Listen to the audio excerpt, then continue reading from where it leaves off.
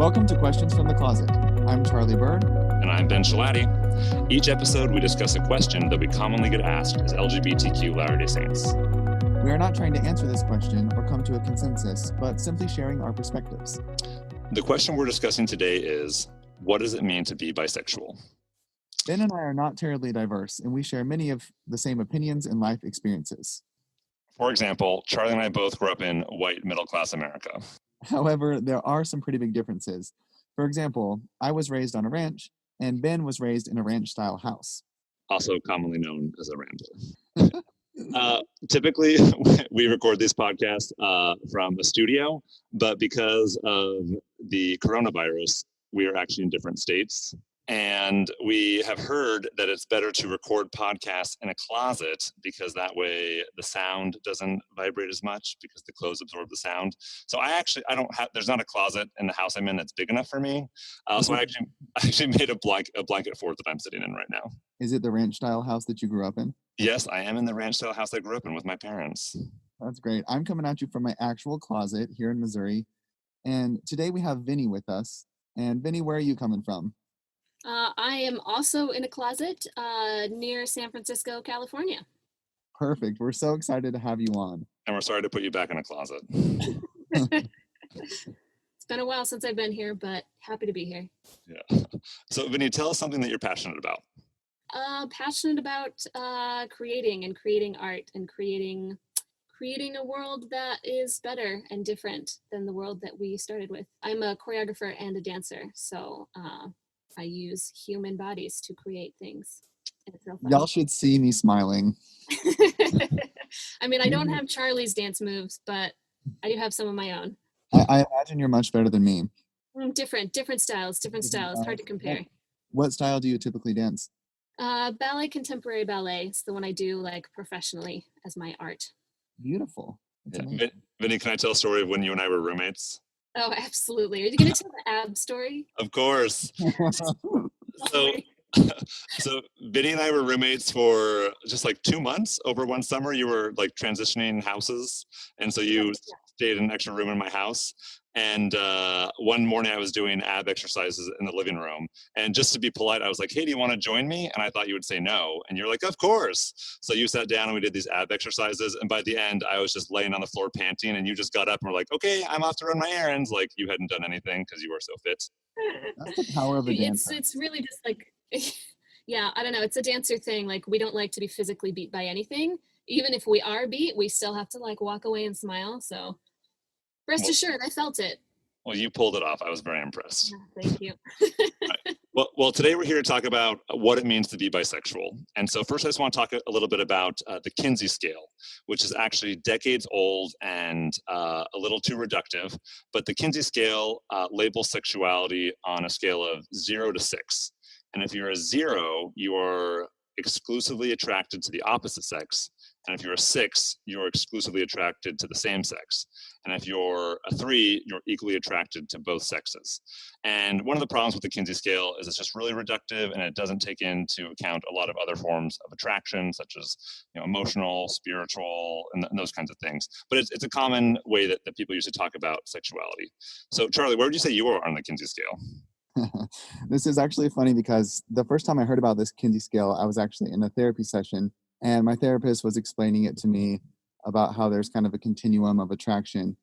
And I asked him where he would place me on the Kinsey scale. And he was like, he hesitated. He's like, nah, we probably shouldn't do that. Like, that's for you to find out. And I was like, no, I'm really interested. And he said, how about we do this? I'll write down where I think you are. And you write down where you think you are. And then we'll show each other at the same time. And I was like, all right. So this is when I was working through things, and I mentioned, Vinnie, I hope this doesn't come across as mean or reductive at all, but I used to use, for a little bit, I was using bisexual as kind of like a transition phase for me to be okay with the fact that I was attracted to guys, at least to admit it to myself. And so I wrote down 3.2, almost equally attracted to guys and girls, but a little more on the guy side. And I said, okay, 1, 2, 3. And we flipped our cards around and he wrote 5.9 to 6. And I wrote 3.2. And I just, looking back, I laugh. It's just so funny to me. But these days I would definitely say he was right. I'm somewhere around 5.9 to 6, full-fledged gay. I would say I'm very similar, 5.9 to 6. Vinny, where would you say you are? Ugh, I would say I am not on the Kinsey scale. It does not at all seem to accurately represent me and my experience. Okay. Yeah. Well, tell us about you and your experience. Ooh, can maybe a more specific question about me and my experience? So I think, at least for me personally, because I am exclusively attracted to the same sex, it's a little bit hard for me to understand what it means to be bisexual. I've actually been really excited for this episode because I don't know, it's just something I haven't been able to understand. And I've never really had a conversation, an in-depth conversation with somebody who is bisexual and is willing to share things. Yeah, so for me, that just means I am attracted to two or more genders, which really for me means any gender identity. I have the potential to find interesting, attractive, romantic attraction, sexual attraction, or other forms of attraction. Just like people, they're real nice. Okay, so it's not someone's gender that you're attracted to; it's the person that you're attracted to. I don't really know what it means to be attracted to someone's gender or not. Because gender is something that I am attracted to, but it's not exclusively that. So that's the way I've always gone with bisexual, or I often go with queer as well, because it's hard for me to differentiate exactly what about a person I'm attracted to, but I can be attracted to lots of different people for lots of different reasons. Yeah. How would you say your experience being bisexual or being queer? How is that different from just being a gay woman or a lesbian?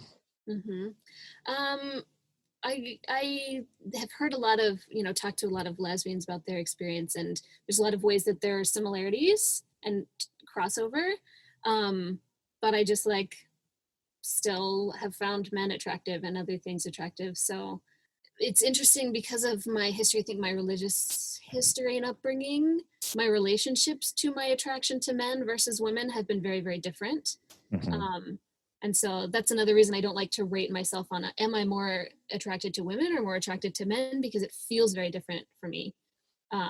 Because growing up, I knew that being attracted to women was, from what my perspective, taught to be evil and gross and not appropriate.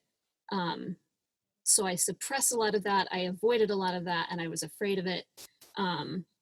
But it was nonetheless there and pretty strong. Whereas my attraction to men, I was allowed to experiment with and explore with.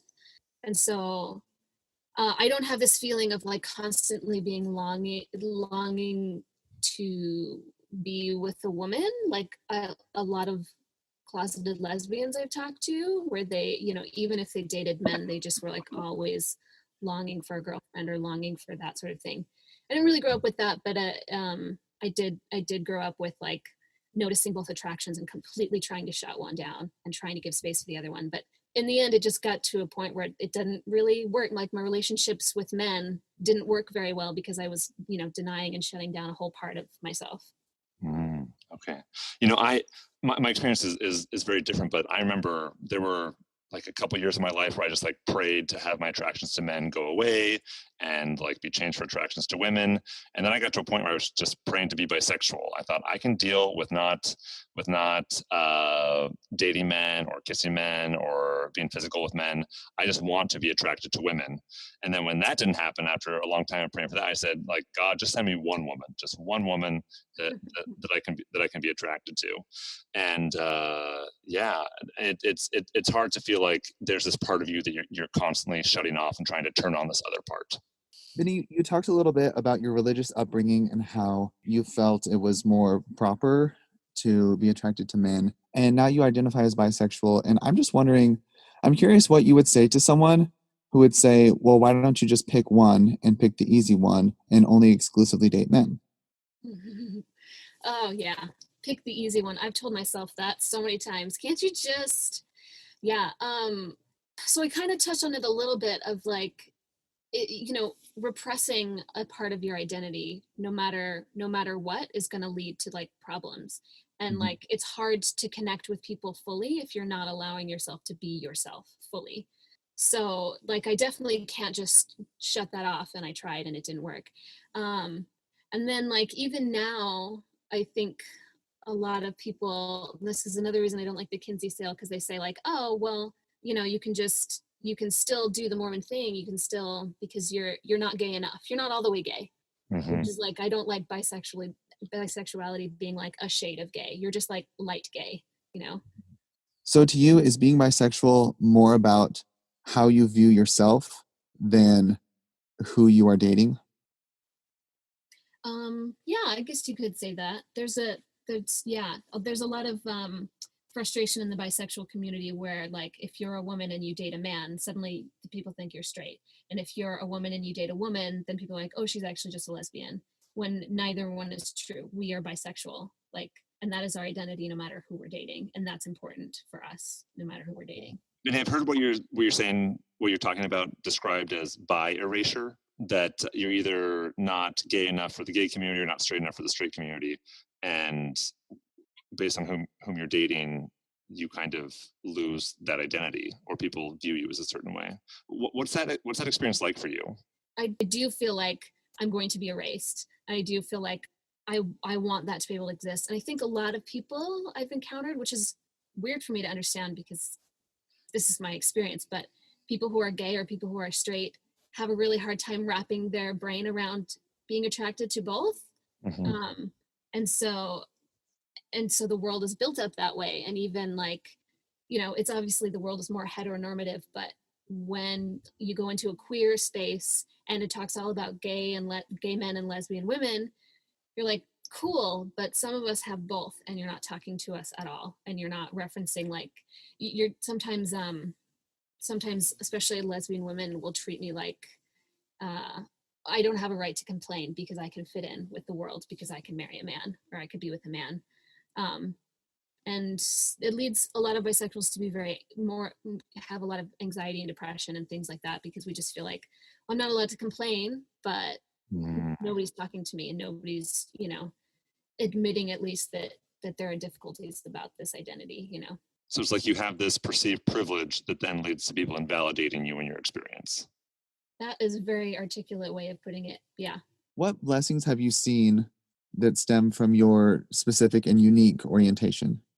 Oh, that's a great question. I feel like first and foremost, like I was always, like I explained, kind of afraid of the part of me that liked women, and you know, kept thinking like that was my way of being more righteous, as if I could shut that down. But like when I got to it, I was so afraid. But when I first was like, I think I need to use this label, I think this is who I am, I prayed about it.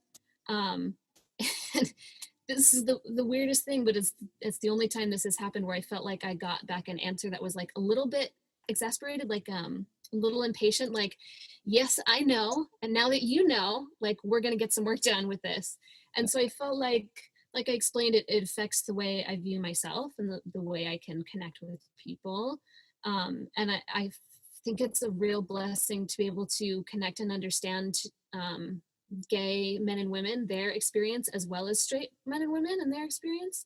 Mm-hmm. um, to feel like I can relate to all sides of that, and I can love all sides of that, and I can love people who are transgender or who are non-binary, things like that. And I think that's like a beautiful blessing. Like, I kind of think it's a cool thing to be bisexual and to, you know, and I love being a part of the queer community because it's such a loving community, and it teaches me a lot about love, especially Christ-like love and unconditional love, and being able to listen to people, give space to people. Like, all of that has been such a beautiful thing to learn. And if I had been too afraid to accept this part of myself, I never would have met the people that I've met, and I never would have been able to experience this kind of level of love, which has like been the best thing ever. That's very beautifully said. Thank you. Yeah, you just gave us a beautiful list of things you've learned. What other lessons have you learned that you think God wanted you to learn as you've stepped into this identity? Well, that's such a beautiful question. Well, that love is good, and that questions are good, and progress is good. And if we want to expand the amount of light that we have as human, the light and truth that we have as humans, like, we have to go to the dark places, which I was afraid to do. You know, you have to we'll bring it back to Eve, my homegirl. You gotta you gotta take the forbidden fruit. You gotta go to the place where things are gonna get hard and things are gonna get confusing, and through that you can learn how to be a better person. And like I kind of feel like that's where the church is right now, where we're all trying to figure out what this thing is. But no progress was made for me personally when I was ignoring and shutting out and closing myself off in a closet just like this one that I'm in right now. No progress happened in that space. And so it can be scary. Like you don't want to, and I've changed a lot and I've evolved a lot, and sometimes I still ask God, I'm like, I'm sorry, are you disappointed? Like I'm not the Mormon girl I used to be. Like and I don't ever feel like God's disappointed, because I'm trying to find a better space for myself and a better space for others. So I just had a conversation with a mutual friend of ours in Tucson, and he was telling me about like the path he's going on, and he said, I don't think God is going to send me to hell for trying to figure things out, and I'm going to do exactly what I feel is right, and God is trusting me to figure this out right now, and he's been with me the whole time. I think a good way to put it is God trusts me, and I feel like it's also been a lesson to me that I need to trust myself and I need to trust other people, that we're all just trying to do the best we can, and to learn how to give other people space and give yourself space to like maybe make mistakes, but still be at least progressing, going in a direction that's useful. One of the things I think is so interesting is, like, to me, like I wanted to identify as bisexual, and to me it was like a crutch, like this thing that was going to like help me be this person that I was supposed to be, and like but it wasn't who I was. It was like this suffocating term. But then to you, like this same term, the same thing has been something that's been so freeing and revelatory for you. Yeah, that's really interesting to hear too, because I feel the same about the term straight or the term lesbian. Like neither one feels good to me. They all feel restrictive. They both feel restrictive, but this one obviously not. And I think that's interesting. I think the whole thing with like people who are gay but start out identifying as bisexual, I think they're bisexual.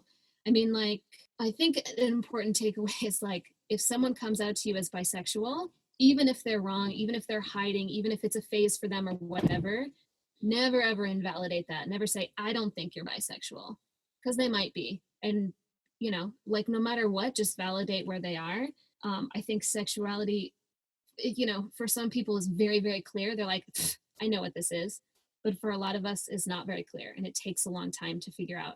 And for some people, that means they actually think they're bisexual. Some people think, are only just like too scared to identify as gay, and they go through that bisexual label. And I think that that's fine. But I think no matter what, like, understand that every identity is real and valid, and embrace anybody wherever they are with those labels. Yeah, I'm so glad you said that, because I've often felt a little bit guilty for the way I use bisexual to kind of like springboard myself into being okay with being 100% gay, air quotes. But that being said, it really did help me, and I'm so grateful that was there to kind of put me in the place that I was darkest for me. And so I guess I'm grateful to people like you who are visibly bisexual. If even in that small way, those 2 weeks, it's my joke that I was bisexual for a whole 2 weeks, but those 2 weeks really, really helped me get to a place where I could accept myself. And I'm so proud of you, and really it's amazing to see that you've been able to find yourself in such what I consider so much more of a difficult space. It's really beautiful, and you're amazing. Thanks, friend. Vinny, I remember when you and I were living together, you were like reading blogs about bisexual Latter-day Saints or something like that. And Yeah. and you were telling me like how important it was for you to find voices that were similar to yours. What was that like for you to find experiences similar to yours online? Initially it was pretty difficult. Like I said, most of the queer Mormon spaces I went to were all about, first of all, a lot of them were just, this is my story about my gay son and me being a parent. And I was like, that doesn't relate to me. And so a lot of them were gay and lesbian. But what I found was bisexual stuff was we tend to be a little bit more hidden for various reasons. There are a lot of bisexuals who got married first and then realized they were bisexual and didn't feel safe to come out because they were happy in their relationship, but they didn't understand, so it was a lot of stories like that of people trying to discover things. But I found it to be one of the most helpful things that I could have done, because it kept solidifying my identity, because there are a lot of things about the bisexual experience that are also my experience. And so it was like, oh, I'm not the only one. Oh, that's exactly how I felt. And especially right at the beginning, I don't know if you guys felt the same way, right when you first start coming out, there's still that part of you that's like, but I might be wrong. I might be really wrong. And one of these days, what if I have to come out to everybody? And I think a lot of bisexuals, still to this day, sometimes I'm like, I think I'm actually lesbian, which I am not, because Timothée Chalamet and Tom Hardy exist. So clearly, as long as they exist, I will not be lesbian. And vice versa. So we always vacillate back and forth. But when you hear stories and things of other bisexuals, it can be really validating. And, you realize, you start to think that there's like one story for every identity. And of course that's not true. And so you can hear the different spaces that, and, there are the people who knew when they were 5 years old, and there are the people who didn't know till they were 40. It's like, you just get to find yourself among those stories, and then you find kind of a family to bond to around that. And that's really nice and really helpful for making you feel confident, making you feel a little more safe in who you are. So Vinnie, you've talked about how sometimes you'll say that you're bi, and people say, well, you're not straight enough for the straight world, you're not gay enough for the gay world. Other people say this is just a phase, and it'll be invalidating that way. Let's say you came out to an important person in your life as bisexual. What would you want them to say or ask you? I don't think there's a perfect way to do it. I just think people who give me space then to expound upon that, who ask me little questions. So one of the best questions I was ever asked after coming out to someone was actually my bishop. He said, Ben, what do I need to know and understand so I can serve you better? And that question just made me feel understood and loved and cared for. Yeah, that's a beautiful one. Yeah. Any other final thoughts? We could just do a quick little mention that bisexuals are not more likely to cheat. I had a conversation with someone at an affirmation thing where they were like, I don't understand. If you're dating a man, but you're still going to want to be with a woman. And I'm like, that's not necessarily how it works. It's just like if you are married, if you're straight and you're married to a different gender, you might look at other people, other men the same way, but you wouldn't want to be with them because you've committed yourself to that one person. Right. And bisexuals are the same. Vinnie, thank you so much for being on. You're one of my very good friends, and it's just so good to see you and hear your experiences. And I'm so glad that you were willing to be so open and honest with us today. Thanks for having me on. It's good to see you and get to talk about these things. Always interesting conversation. Thank you for joining us today. Please remember that we do not represent the Church of Jesus Christ of Latter-day Saints or Brigham Young University. We are not trying to be prescriptive or tell anyone what to think or do. You heard 3 perspectives today, and there are many, many more. We encourage you to listen to other voices and hear a wide variety of experiences. If you would like to submit a question or share a comment about today's episode, you can email us at questionsfromthecloset@gmail.com. Until next time.